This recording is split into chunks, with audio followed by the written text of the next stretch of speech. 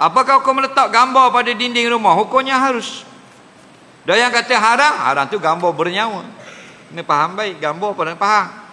Nah, gambar yang bernyawa tu yang dipertikaikan ulama. Tengah memberi pandangan haram, tengah memberi pandangan halus, tengah memberi pandangan makruh. Adapun gambar yang tidak bernyawa tak ada masuk pertikaian. Gambar bunga, gambar air terjun, gambar pokok nyong, gambar patah, gambar pula, gambar rumah, gambar sepaket RZ, tu tak ada masalah. Faham? Yang diperbincangkan halal haramnya ialah gambar bernyawa. Satu hari Nabi masuk semayang di rumah Aisyah. Aisyah baru lagi beli kain lasih ada gambar burung. Habis mayang, Nabi marah. Nabi merah. Ambil dua ni gambar burung ni. Kata Aisyah, aku faham Nabi nak marah daripada merah muka Nabi. Lalu aku syek kain tu, aku buat batal, buat lapik. Buat nyanda. Okey? Maka Nabi pun dah tak marah. Jadi daripada hadis itu.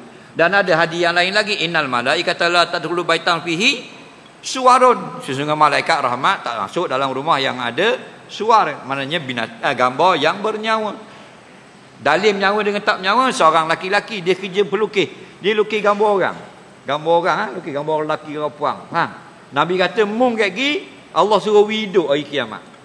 Dia kata dah saya nak kerja ni, saya dak anda kerja lain. Padahal lukis. Kalau mudak pandai kerja lain, melukis yang benda-benda yang tidak bernyawa. Jelas lagi. Dia pun lukis pokoknya, pokok kema. Faham? Jadi kalau boleh, kalau gambar-gambar bernyawa, jangan jadikan perhiasan rumah. Dia dibenarkan untuk maslahat saja. Syekh Idris Marbawi dalam mukadimah Qamus Marbawi, depan tu dalil-dalil boleh menggunakan lukisan-lukisan, gambar-gambar orang hidup untuk tujuan maslahat boleh.